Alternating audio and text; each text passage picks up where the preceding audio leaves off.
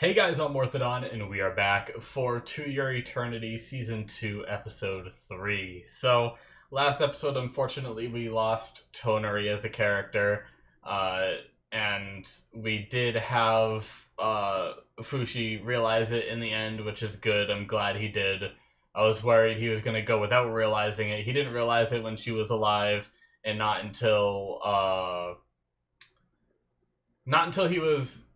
he was going through the forums, and that's when he realized it, right? When he... Oh no, he saw the book in adult Toneri's... He took adult Toneri's form, and she had the book on her when he copied the form, kind of thing. Then he looked at the book, realized it was her, and got upset. That's right. Okay, my bad. But then we had another time skip, too. We had Fushi not staying in one place, just traveling, trying to find friends, but not really being successful because every time he got close to someone, he got scared of them dying. And we traveled through the times, and we are down to like the Kahaku, the sixth successor. And I don't know if that's the sixth successor to Haname, or that was her name, right? Hisame.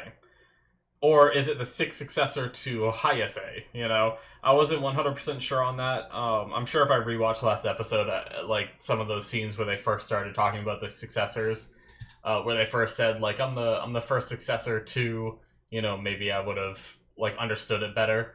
But either way, a bunch of time has passed. I calculated last episode that it's possible that it's over 100 years since Hisame, which means over 140 years since season 1 ending. So pretty crazy stuff. And I did talk about how like I was hoping that technological advances we'd see, and it's still possible that we could see them because 100 years still isn't that long. Like, it obviously depends on which 100 years you take. Like, if you take 1923 to 2023, we've made some giant leaps in technology in that time, right? But if you take like, I don't know, if you take like the 1400s to the 1500s or something, I feel like there's not as big of a leap. Granted, I don't know history enough to know really like that kind of time period and everything that changed, whereas I lived just living from 1992 to present. It's like crazy what has changed. So anyways, let's start this episode before I ramble on too long, and see if there are differences, because we didn't really get to see too much of this timeline yet. Just kind of Fushi sleeping in a library or whatever. So yeah, we're gonna start here, guys, in 5, 4, 3, 2, 1, now.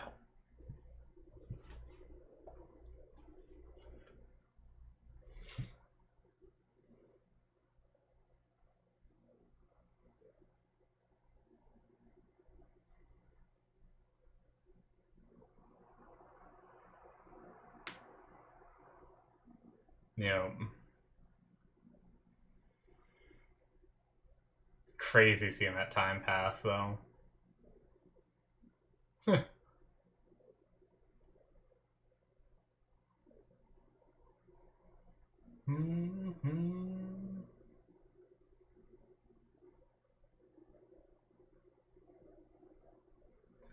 Man, I know I say it every time, but I really like this opening song. I like the little flashes in the opening too, with like going with the beat of the song. I always love when they can like do stuff either in the show or in the openings to go with like the beat of the music. It's so visually satisfying to me.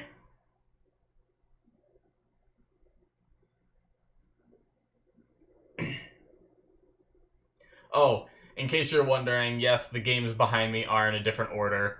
I I had to rearrange, or I took everything out of this room because I got flooring done, and then brought everything back in, and then I just threw the games back up in whatever order I felt fit to do.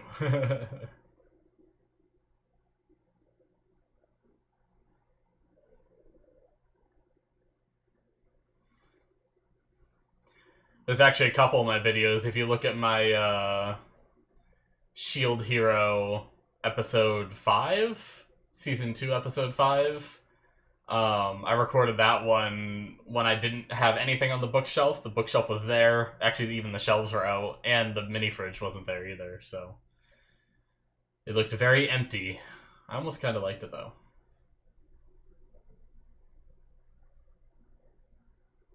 You've met. Interesting way to word it. Oh, okay. Ah, okay. How many tries?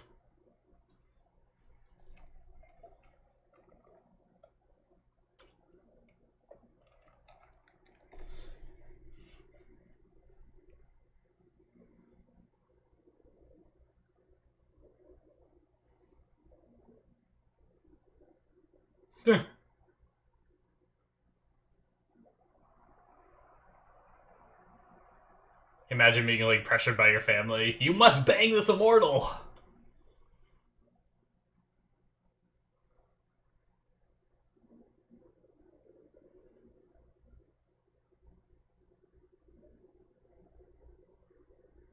Hmm. Oh shit. Yep.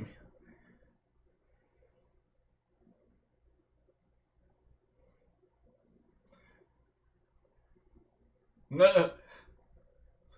He's back to a kid again. Yep. Jeez, just gave up all that time of like growing too. Huh.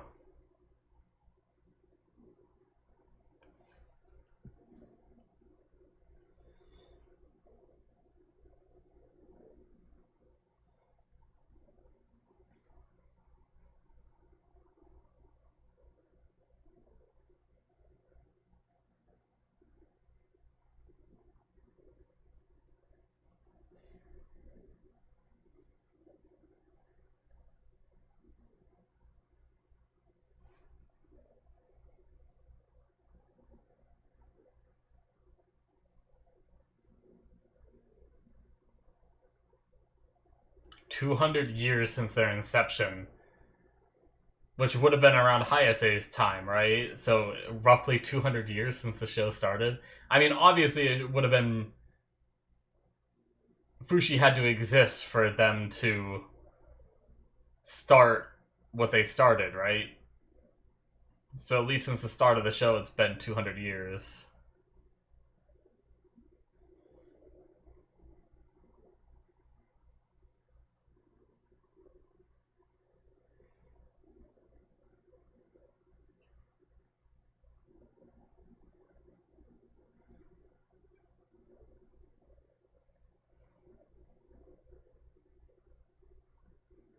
Hmm.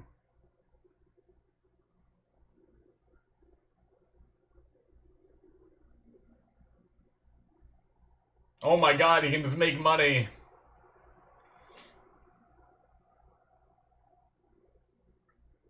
All the other people going in and grabbing some too. Like, make us rich. I don't know if I'd ever dare to eat something like that.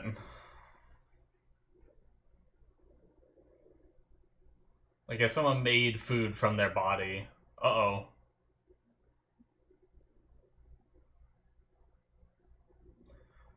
Yep.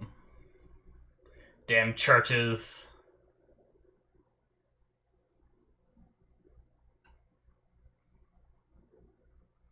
Oh, yep. He's the guy from the opening. Interesting.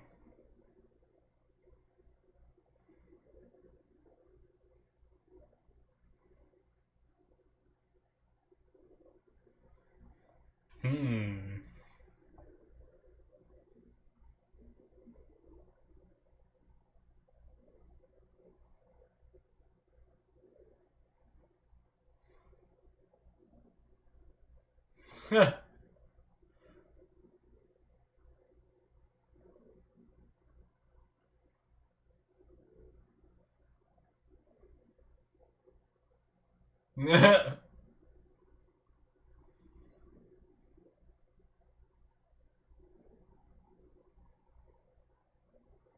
Just go through the forums.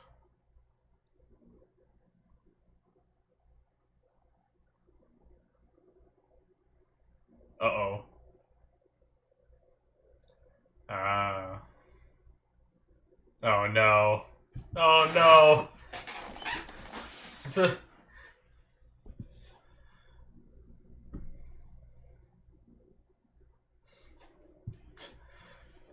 Don't worry, I won't try to sleep with you or anything.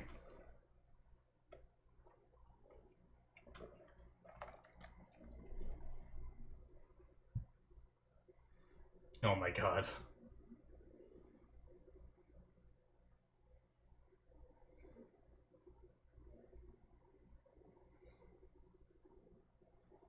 The little... What's with the little wispies?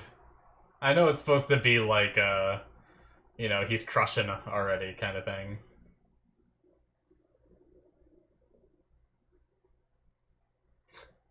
Love the little dog in a jacket.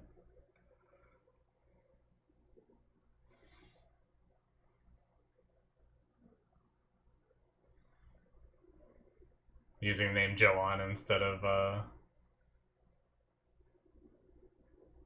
Fushi, because people know the name. Makes sense. Ah, there's a bunch of churches. It's the same mark, too, that they used on the hands. It's interesting.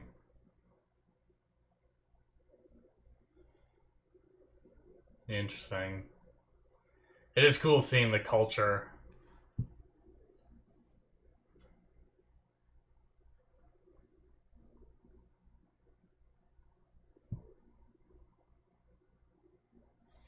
It's crazy how much he's done indirectly in this world.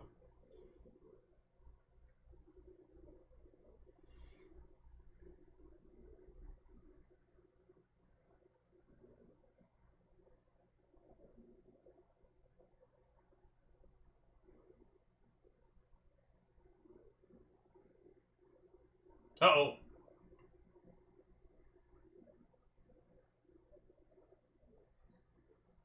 Oh, shit.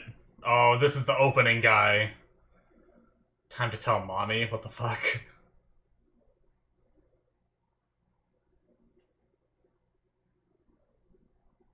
Who is this guy? Oh, he knows it's Fushi. How did you know? Who the fuck is this guy?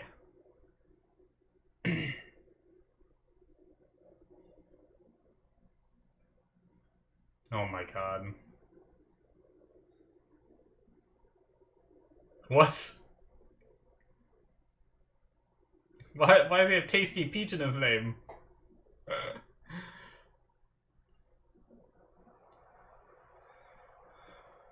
I feel like this character should be voiced by Roswell from ReZero.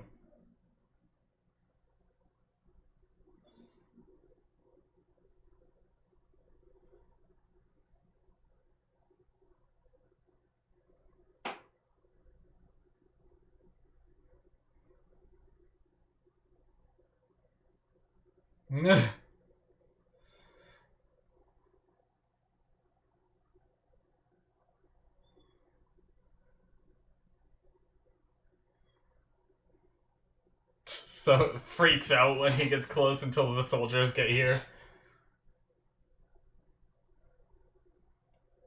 What is wrong with this guy?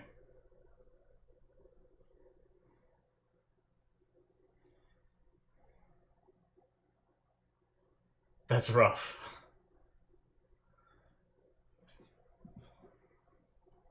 I like the nickname Bon. Yeah, stick with that.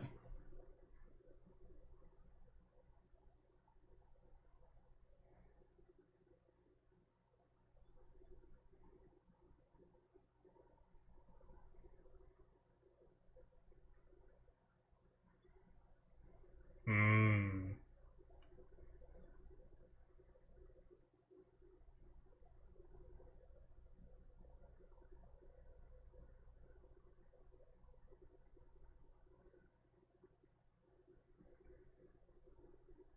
Who's he talking to?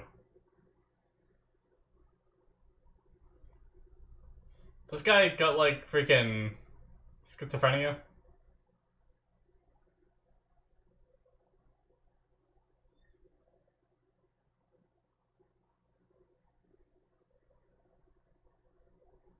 Totes. What?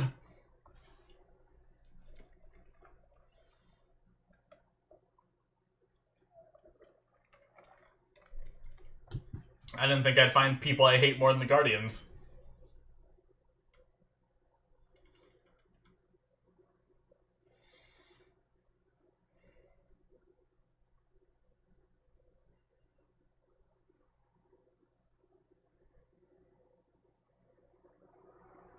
No.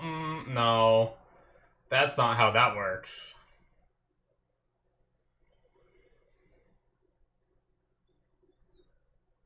Our faith protects us more than their armor.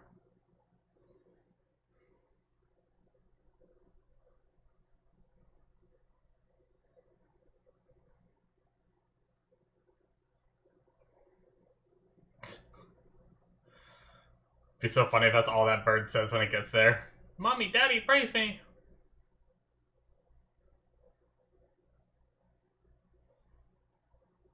Already referring to him as a her.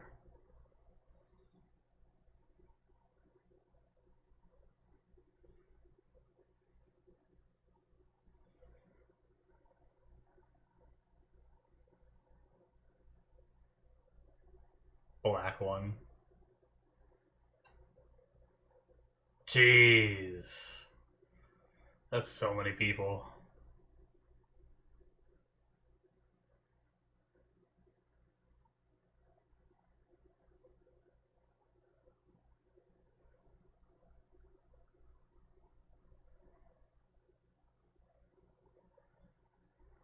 I mean, you're not a god.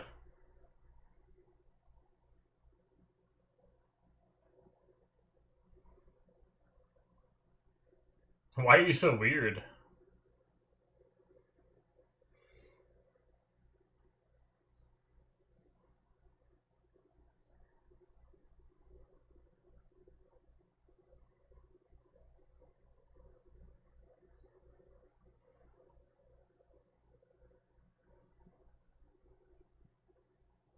This guy.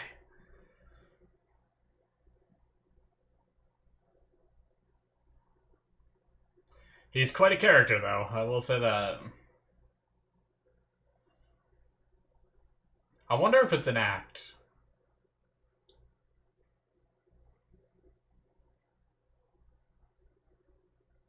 Interesting that he called her White One. When she calls the alien dude Black One.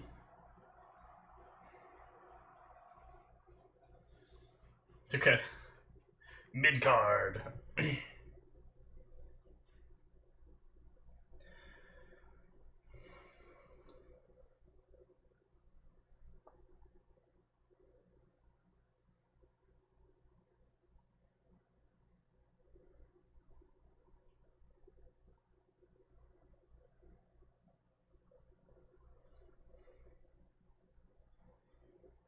What? What were they doing? Were they trying to catch what he, like, blew off? What is going on with the birds?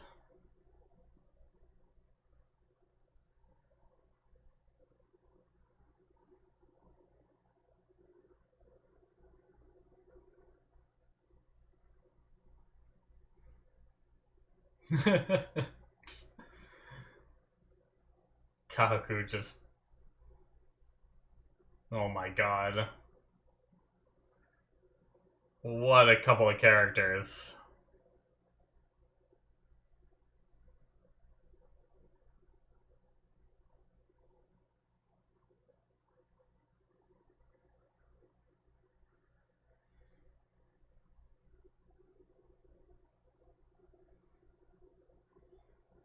They're part of my body.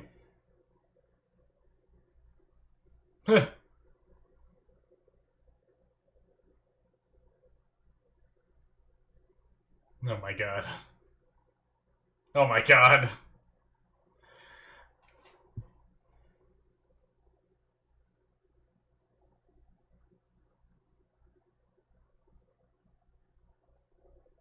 Alright. Did not see the episode going this way.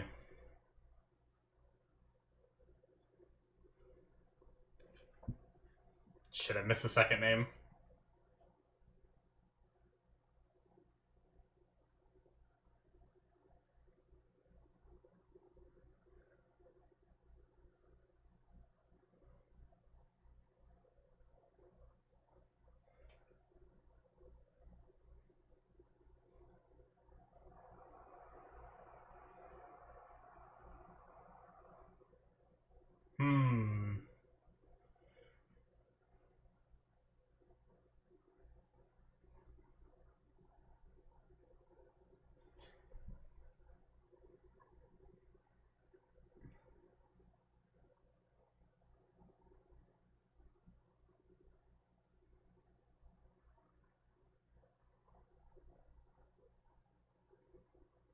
A long time ago, huh?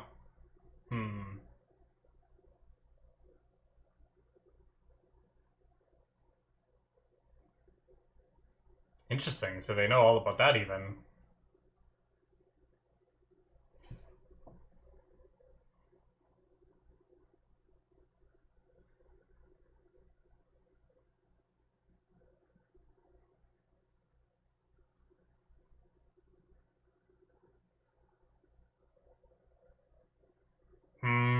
Is it...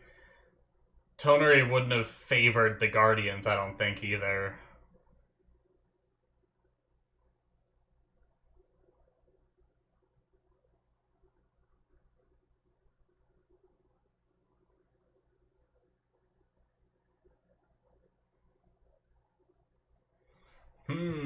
Or maybe it is her diary? I don't know. It wouldn't put it past me if the Guardians made up a diary, though. How does he know? He's always able to find him.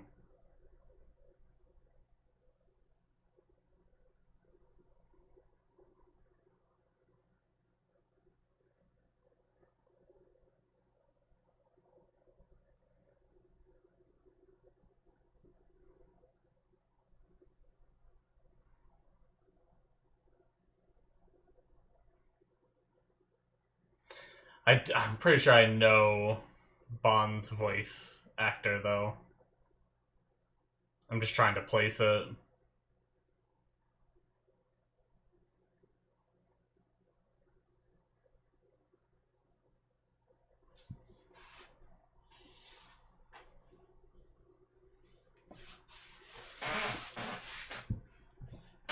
The Church of Bennett, alright.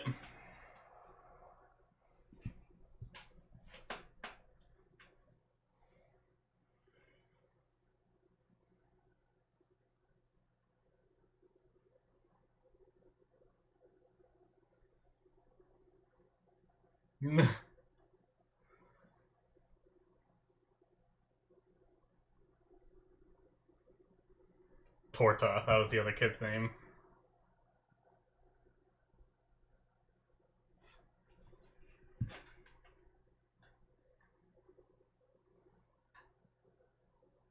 There's gonna be like a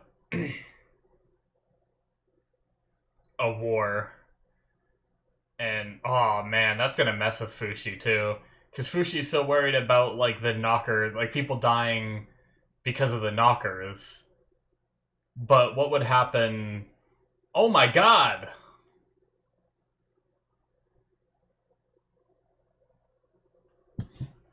Jeez, he's pretty skilled.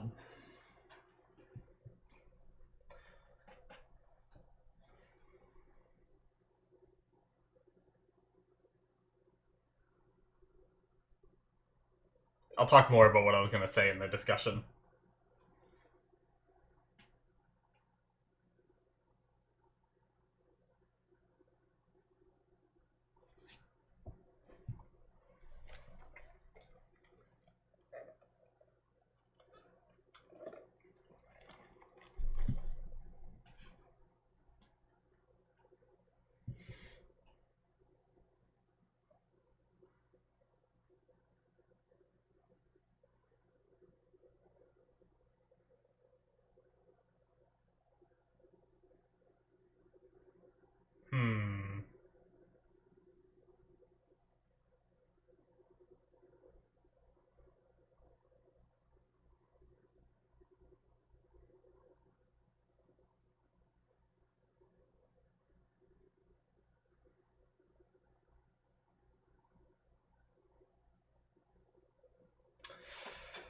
Oh man, that's inevitably gonna happen.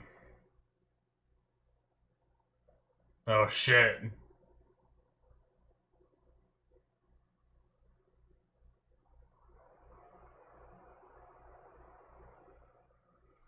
He usually doesn't show up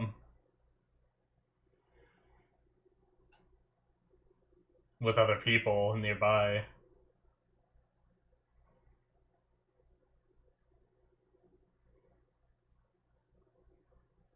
Hmm. Why the eye change? Interesting. Okay. Well, damn.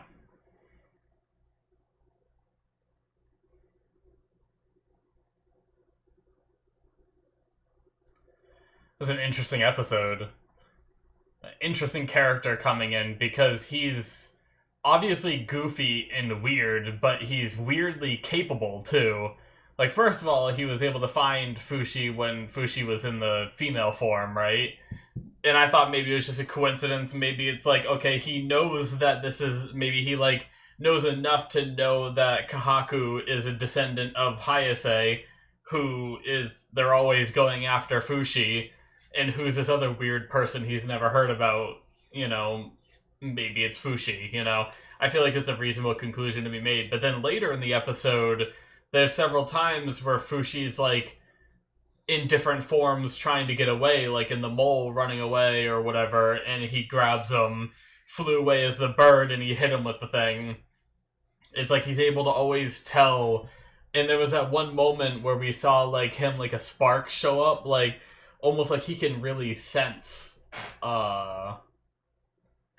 There's something really just creepy about the way Reen's face is right there at the end. I actually hate it so much. It's actually terrifying.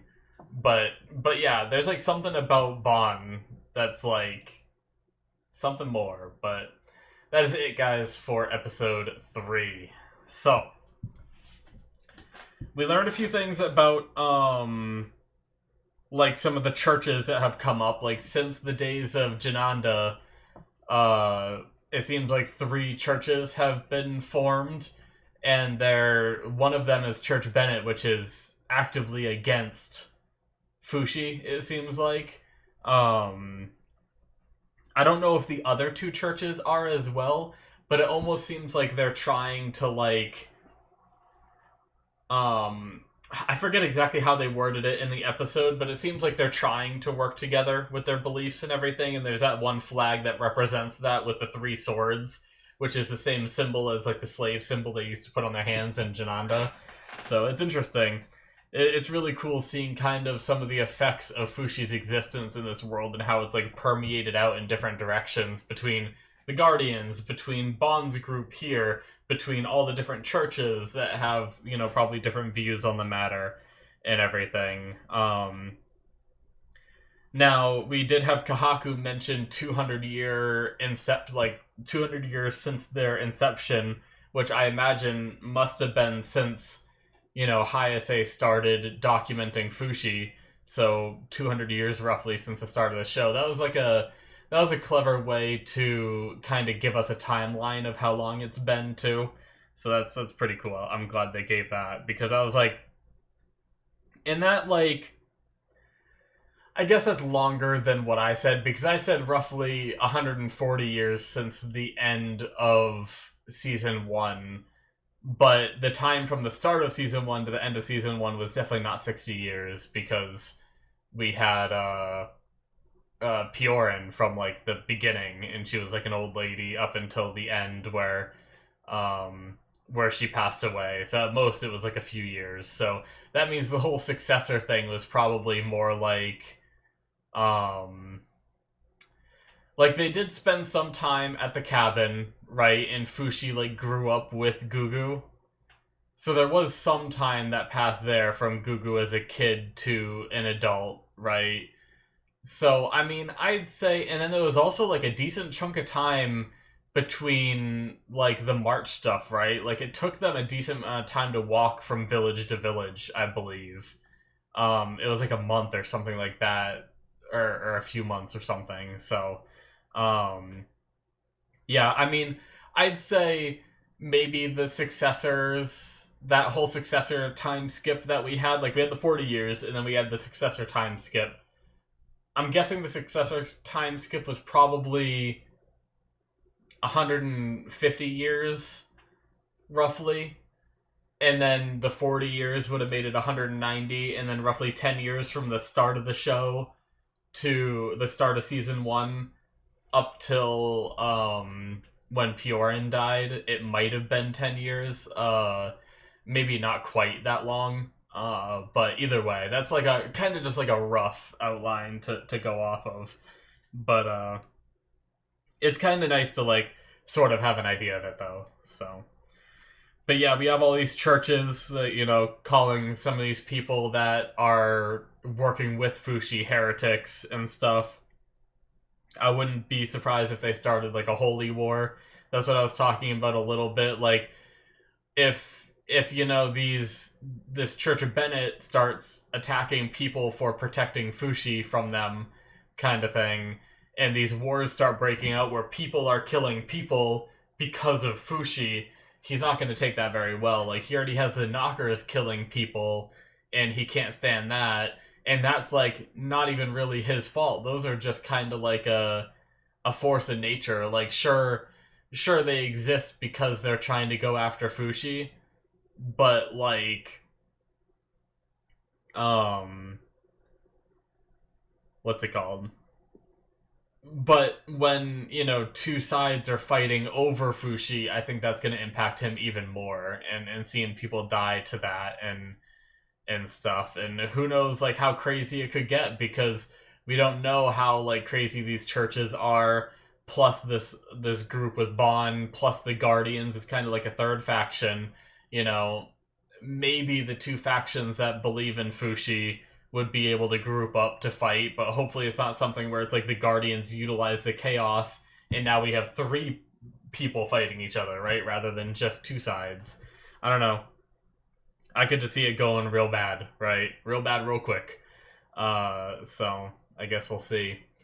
But, sorry, there's a freaking bug flying around. I keep getting distracted by it. Make sure it's not going to land on my head. Don't touch me! But yeah, I definitely think that's something that could, like, really negatively affect Fushi with his mental state that he's already in, where he's already at the point where, like, if he loses another person close to him, he just wants to give up, right? And I think he was, like, hinting at just returning to an orb and, like, letting the Knockers take all of his forms, right? So that way there's nothing left. It's happened to him before. But then, like, there was one time where he did that. I think he just transformed, like, into a rock or something again, right? And because he was a rock, he didn't have the mental capacity to transform again. And the Black One, stimulated his change, kind of thing. So that might just be what happens as well. Like, maybe if Fushi does, like, lose all his forms and go back to being an orb, maybe the Black One would somehow manipulate, like, that orb becoming someone again, kind of thing. And then he would just start completely over, right? Like, no memories, nothing, and he would just go on and the cycle would repeat. But I'm still a little confused because Fushi's supposed to be like the guardian kind of thing, the one to watch over and make sure that this planet doesn't, like, die kind of thing, right? It's supposed to, like, observe and record and stuff like that is what they said in the beginning.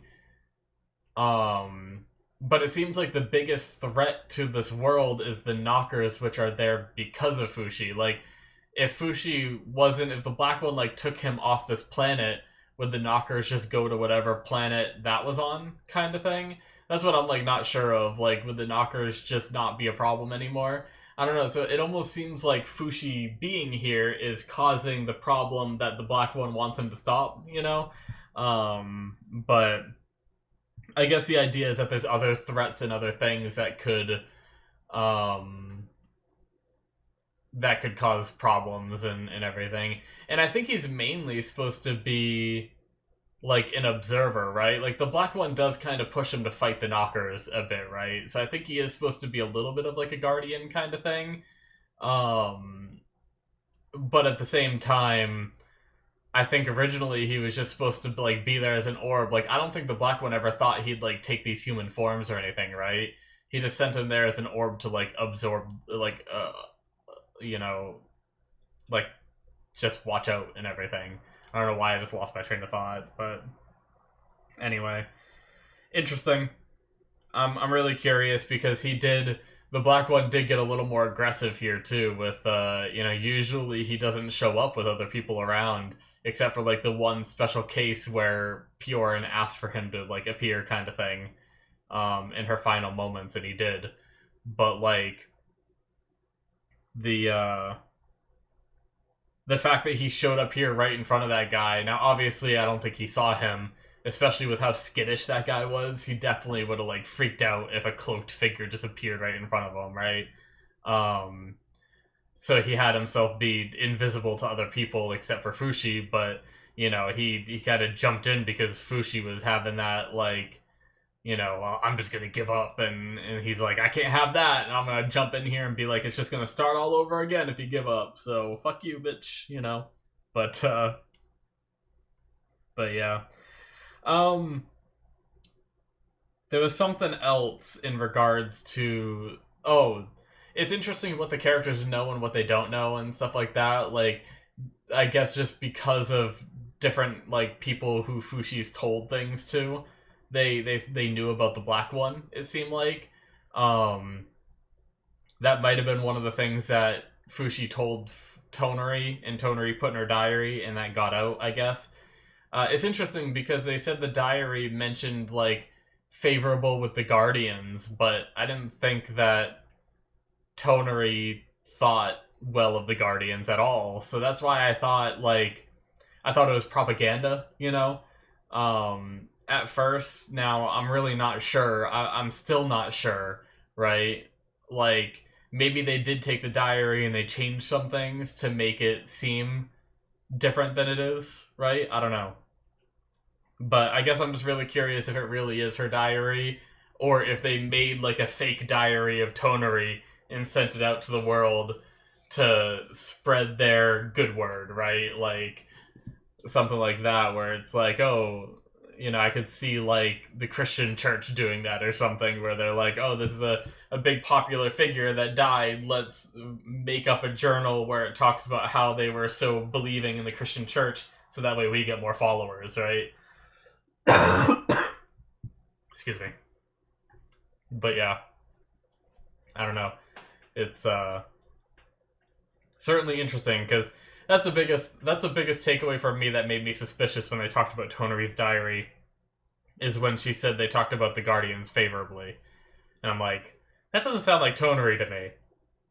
Toneri straight up, like, in the end almost got, like, poisoned by them, like, 10 different ways, It's like, and is kind of the reason she died. Now, granted, she might have already written in her diary at that point that mentioned she was favorable with them, and then had the run-in with them and died, and didn't have time to change it, kind of thing.